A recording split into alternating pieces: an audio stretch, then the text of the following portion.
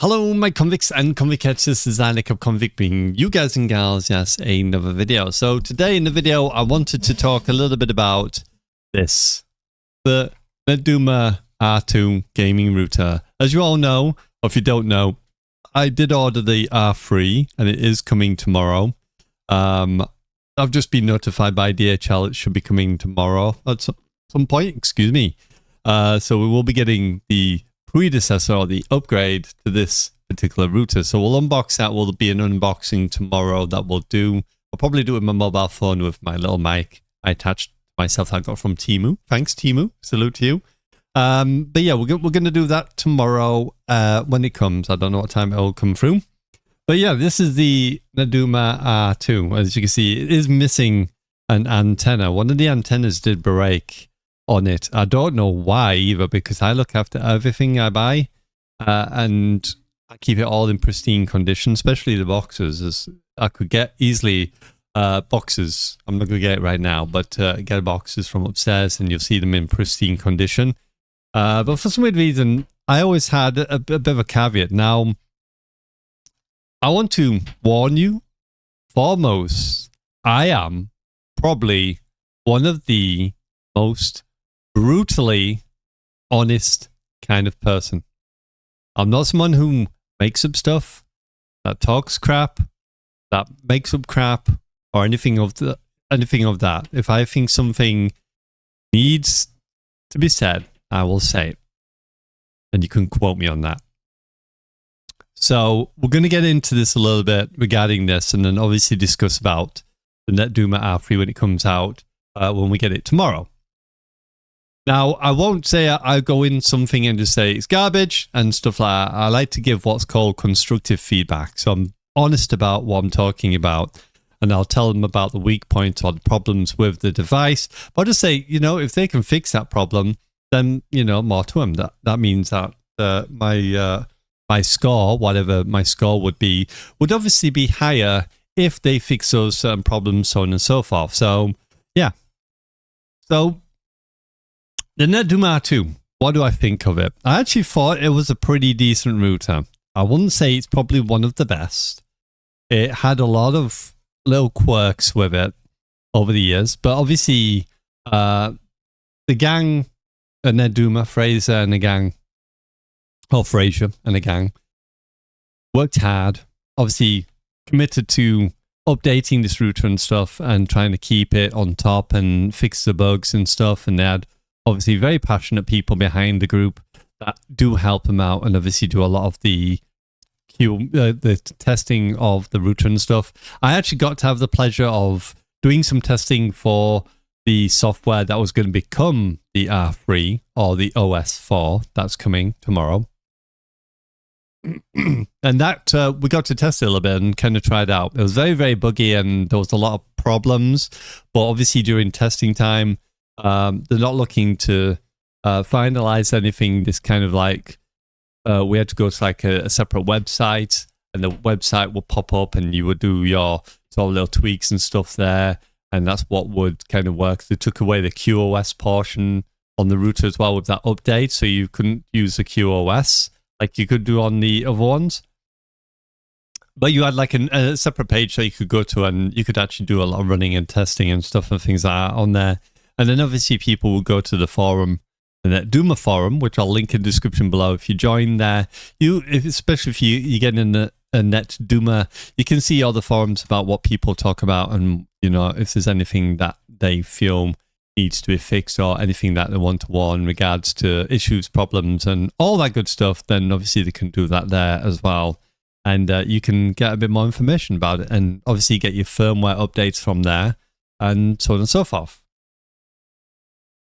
So, let's talk about this. So, the Netduma R2, if I was to give this a score out of 10, I would probably give it a very honest 6.5 out of 10. Now, the reason for it is there was a lot of quirks, like I said, with this particular router. One is it hasn't got a power switch. So there's no actual physical place where you can click and turn this router off. You just had to pull the mains from it. and then plug it back in, which probably isn't the most conventional way of turning off a router. I know there's a lot of routers out there that don't have a power switch, so they do the same thing. So I can't say it's going to be a major problem, but it's, you know, the fact that it doesn't have a power switch, there's no way to turn off the device without just yanking the cord out the back, or taking the cord from the back, I should say, not yank. Yeah, I don't know. Number 2 is these are very, very loose. I can wobble this, look. Very, very wobbly. I know my hand's wobbling a bit, but it's not the most sturdy of devices. And if you look at this one here, if you can hear it, it's loose. That is very, very, very loose. Now, I could have obviously said this to Fraser and the gang and said, what's up with my router? It's loose. And I probably guarantee that they'd just say, send it back and we'll send you a replacement. Same as like these ones, look. They're very, very loose. And I can tighten them by twisting. But they unloosen. And look, even though that's tight, it's very, very flimsy and very loose. And same for that one as well. It's very, very loose in there as well. Now, does this affect it? Does it stop it from working? No, it still works. It still did Wi-Fi and everything. Now, the Wi-Fi, obviously, on this particular router was not very good. The range on the R2 was very similar to the R1, which is like no range at all. It would cover, obviously, the room I'm in, but when you went into the kitchen, it was very, very weak. And then if you go into the garden, just impossible. You will get no Wi-Fi signal. And it kind of a bit annoying, especially if I take off any router that would extend that Wi-Fi. Then Rio wouldn't have Wi-Fi in the garden. Then he'd get upset. He'd come back in because he's like, Dad, give me his phone, and say, what's up with the phone? And all of a sudden, it'd come back up again and be like, oh, it's working now. Then he'd go back outside and then he'd get upset. He'd come back in again. It's like, it's not working. It's like, yeah. And because my son's autistic, I can't explain to him and just say, it's because the Wi-Fi doesn't extend that far. You've got to stay in the area. He doesn't understand when I tell him that. So it was a toss-up of him coming in and out, in and out, in and out, or me using another router for the Wi-Fi for him and doing it on the main router rather than having this as the main router and have this connected to that router so I could then keep him on the previous. So if he goes into the garden, he's got Wi-Fi. Again, it's a small caveat, but part of the one of the problems. One of the other things that was kind of annoying for me, in particular with the router, was certain settings just not saving.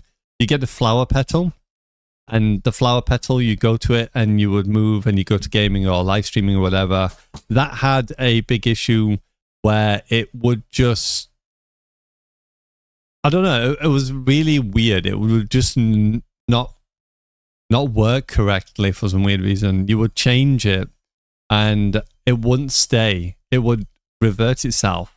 Plus, if any other device is connected to the router that were new, it would automatically swap itself and add bandwidth to that device as well, which again was kind of annoying because you'd have to go back into your router. You'd be like, what's up with my router? I feel like the connection's not as good. And then go back into router and then you'd find out that the flower petal had moved by itself to give obviously bandwidth to the new device.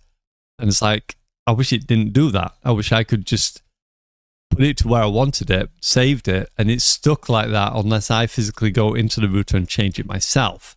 I want it to be able to be locked into place so that it can never be moved. Only I can do that and not the router decide for itself when it feels like it. And again, obviously not saving the settings. So when I actually saved a setting, I'd go off the page. And if I myself doing this quite often, I'd go off the page to go on to another page. And I keep flipping between the two. I'd refresh a few times. And then eventually I'd go back to that page and it'd reset itself. And it's like, well, I've just changed this. So to me, my mind then was like, well, if that's the case, is this actually saving, or is this actually doing what it's supposed to do in terms of the settings I've said? And that's, again, for the flower petal, where you've got gaming, you've got the internet, you've got live stream, you've got all the different areas, and you just basically drag off into that area. The QoS itself stayed always as it is. The sliders for the upload and download sliders, they always seem to stay exactly where they were.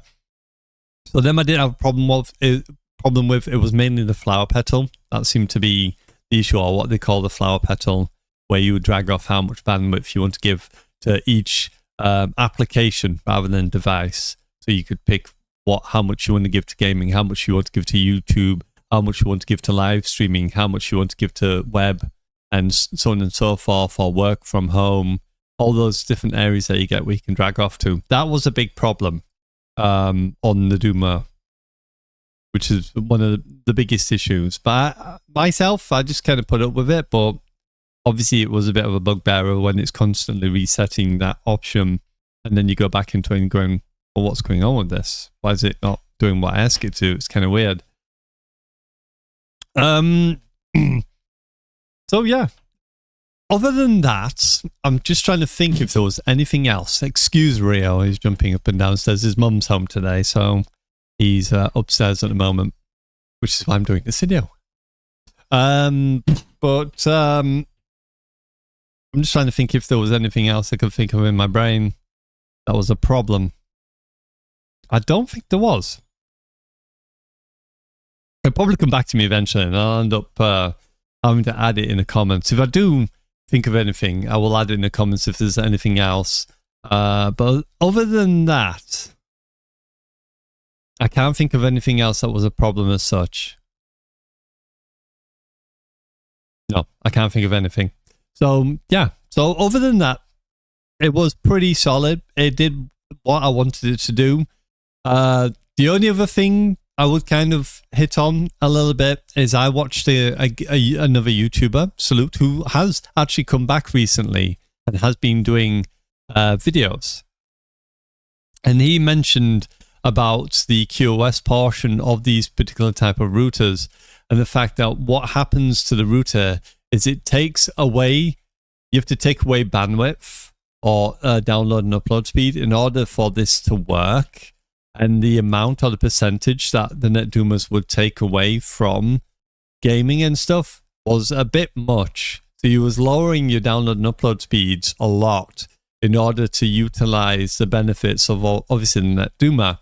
And obviously there were other routers he'd suggested that were closer or could do QoS, but were still running at what, 95% rather than 70% of the capacity, or less than that, depending on obviously where you're having to pull the slider in order to get the best QoS from the router itself when you're playing specific games. To get that great hit detection and all that, it's taking a lot away from your download and upload speeds in order to do that. And obviously if you've got more than one device, or you're a person like I was before that doesn't have great download and upload speed, because I was on 34 down and 5 upload, not 1 gig down, 1 gig up that I am on now, then obviously that's going to be a big hindrance, because you've got 6 devices running in a house.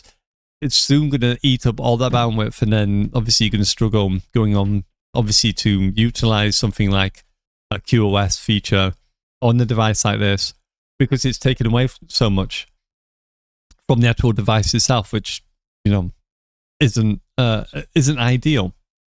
Another thing, actually, going back to it with the flower petal, now I'm remembering certain things, is I was doing some testing one time in terms of the connection itself, because the game itself, they only take kilobits per second to run a game. So what I want to do is like, okay, well, I'll run in kilobits per second, but I'll only give the gaming portion 1 down, 1 up, because it doesn't really need more than that. And then I can utilize the rest. Obviously, you're only having 5 upload at a time to be able to obviously go to the stream. And then I just have to hope and pray that's enough to keep that kind of looking okay-ish. And then obviously I've got that 1 down, 1 up to do. And when I did that again with the flower petal, but this time round, it was basically based on what I was moving the sliders for. And when I moved the sliders for gaming, it didn't seem to work for gaming, because when I would go into a game and it was prioritizing that portion of one down and one up to the gaming, it was jittering, it was lagging, I was getting packet bursts, it was giving me a high latency variable and all that, and often they kicking me out of the game as well. And it seemed to be that the gaming wasn't under gaming. And the two I actually ended up using was unknown, and I can't remember the other one. And I've done a video on it, but one was unknown and the other one was something else. And they ended up being the two things that worked for the live stream and for gaming, which didn't make sense. It's like, to me then, in my mind was thinking, well, how much of this flower petal is actually true then, or actually correct? And when I talked to the Netduma team and talked to Fraser, they said that gaming was that, and you didn't really need to do much, because don't forget, it's kilobits per second. It's gaming. You don't need to utilize your whole connection for that. But I explained I was just running tests, and I wanted to test out regarding having just one, and then obviously the rest of the four and whatever for obviously for the gaming portion, because I had 34 down, so I had enough. So I was running it at like 33 for download, and then I was running it at 4 for the upload, and then the fifth one obviously was portioned to the game that was running at 1 megabit per second. But it was causing me a lot of weird stuff to go on, and like I said, the flower petal just didn't make sense. It was like the flower petal was incorrect to where the gaming in that was, because when I put it under gaming in that, it freaked out. It was like, no, you aren't got enough internet. You can't play this. So yeah, it was kind of weird. It was kind of weird. If you'd been there during the live streams, you probably would have realized, obviously, what I was going through with that. But yeah, it was kind of odd. So other than that, there's not really anything else, because that was the portion I was thinking of. There's not really anything else that was a problem as such. Just generally the eating away of bandwidth and stuff, that was probably the bigger problem. Now, obviously, that won't be an issue for me because I have 1 gig down, 1 gig up connection. So that in itself will fix a lot of issues in terms of what I've struggled with before. And obviously trying to run this as the only router in the house as well. So it's taking away the other devices and stuff, just using this specific and then putting it under PPPoE and then putting the modem under modem only mode. Again, the Netduma seemed to, I don't know if it was PPPoE it struggled with, but it kind of, I don't know if it was a thing that it was struggling with, but when I kind of mentioned to them, obviously speaking to them, and Fraser's the one that seems to talk for quite often. Whenever you message Netduma, Fraser always picks up on there generally. And I remember him saying something about it should be okay being under PPPoE for that. But again, it could have been connection.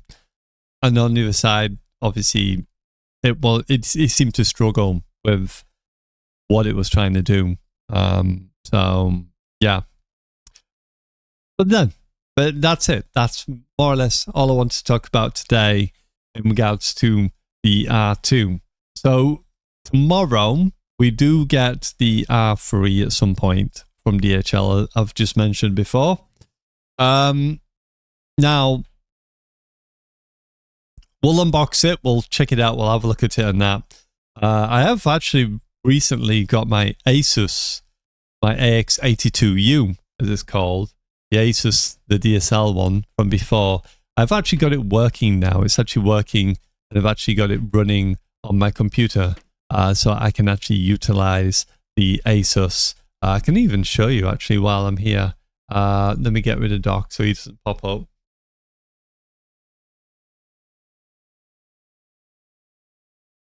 Is it? No, that's a Linksys.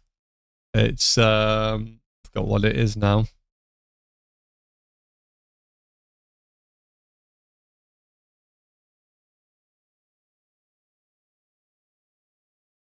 It's gone out of my head. I cannot think for the life of me what it was now.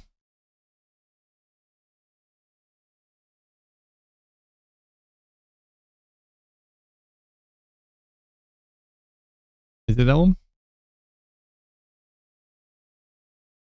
I can't think. It's a different one. I've forgot what it is now. It's 192.168. Is it 55.1?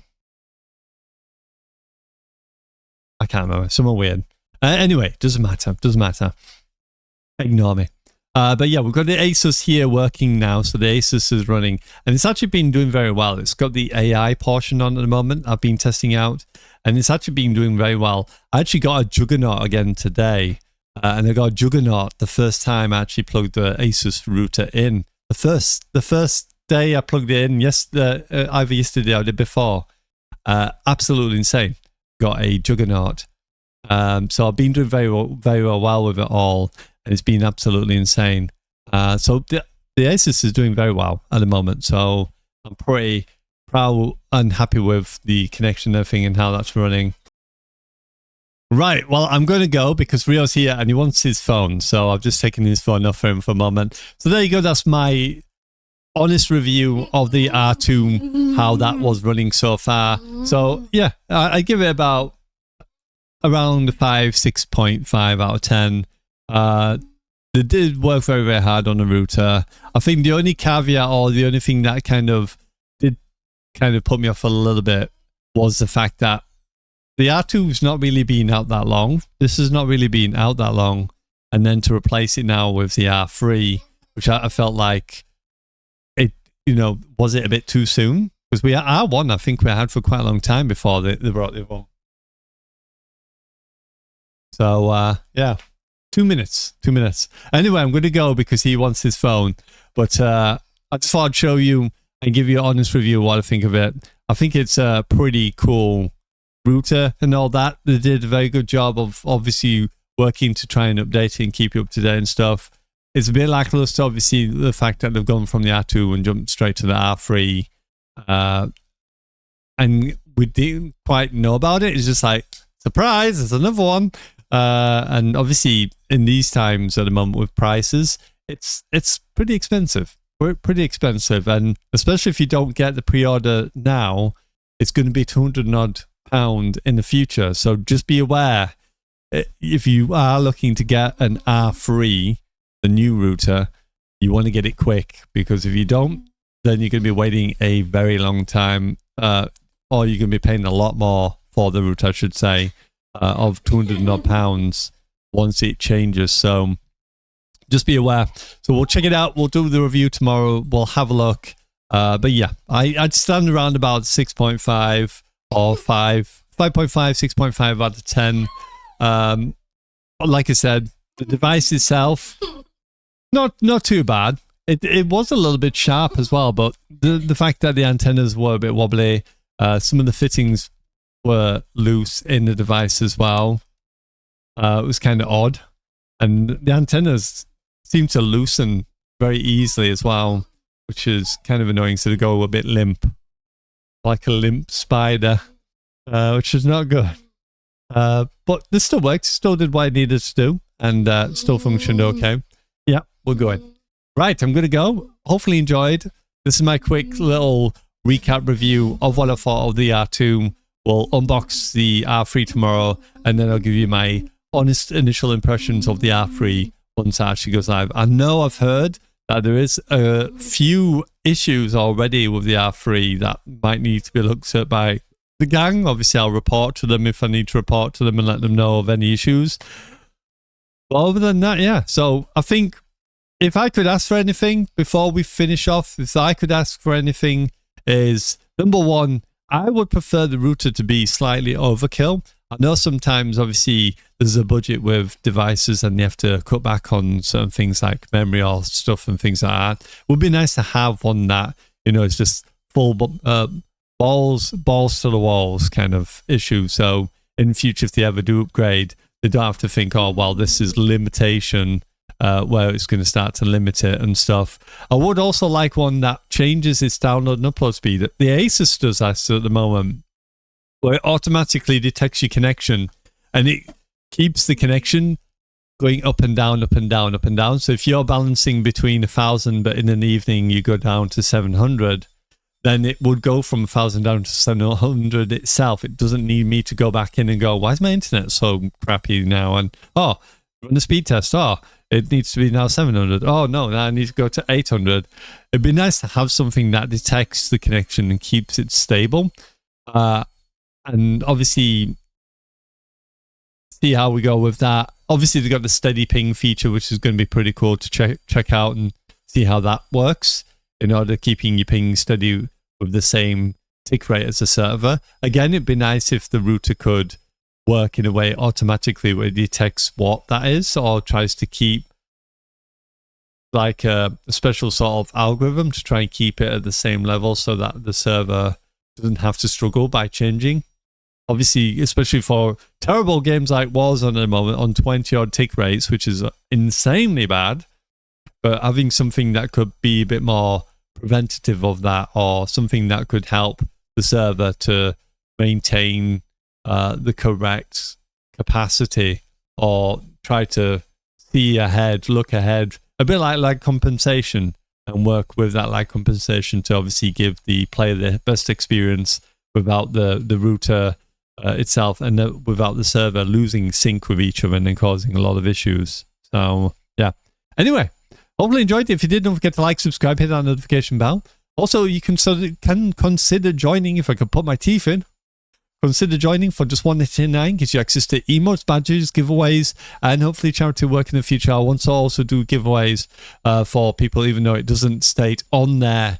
But apparently YouTube says, no, you're not allowed to say that. It's a tool. You're not allowed to say, oh, if you do this, I'll give you stuff if you join. But you get the idea. I don't do it based on that. I do it based on obviously giving back to community, especially if those that are supporting, obviously paying a monthly fee. It's nice to give back on every once in a while. So that's what I want to do. Anyway, thank you very much. Please like. I would appreciate it. Subscribe if you're new. Hit that notification bell. Maybe join if you want to join. It's just $1.99. Salute to all my elites. Keep staying elite. Keep staying beautiful. Keep staying you. Thank you very much to everyone who has joined. Thank you very much to all those like FreeV3, Nina, and RafGT Sport. We did have Pierre as well, but he has dropped off in a moment. But salute to him anyway for joining and being part of our elite team anyway. I appreciate everyone who comes. Whether or not you want to stay in or drop out, that's absolutely fine. I have no quarrels with that. But I do want to keep shouting out to my elites to let them know that they are absolutely amazing. So I appreciate you all. And I will see you in another video. Anyway,